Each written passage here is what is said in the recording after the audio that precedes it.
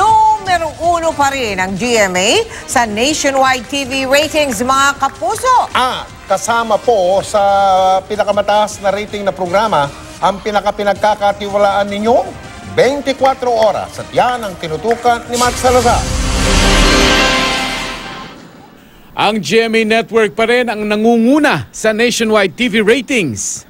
Batay sa datos ng pinagkakatiwalaang Nielsen TV Audience Measurement, nagtala ng 43.5% average total day people audience share ang GMA sa National Urban Television Audience Measurement nitong July, lamang ng 6.5 points sa ABS-CBN. Sa Urban Luzon na bumubuo ng 77% ng total urban TV household population sa bansa, napanatili ng Kapuso Network ang lamang nito mula umaga hanggang gabi.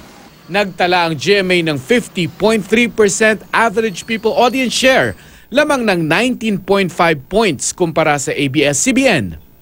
Karamihan sa listahan ng top rating program sa bansa mula sa Kapuso Network. Sa Urban Luzon, nakuha ng GMA ang unang 9 na spot sa listahan ng top programs. Pinangungunahan niya ng Pepito Manaloto, Magpakailanman, Kapuso Mo, Jessica Soho, Mulawin versus Ravenna, 24 oras, My Love from the Star, Daig Kayo ng Lola Ko, 24 oras weekend, at ika-6 na utos.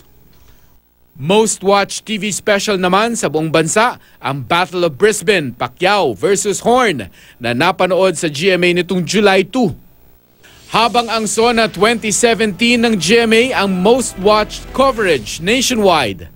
Nagtala ito ng 37.4% people audience share, lamang ng 3.1 points kumpara sa pangako ng pagbabago SONA 2017 coverage ng ABS-CBN. Tinatayang 700 mas marami ang sampled homes nationwide ng Nielsen TV Audience Measurement kumpara sa Kantar Media. Mark Salazar, Nakatutok, 24 oras.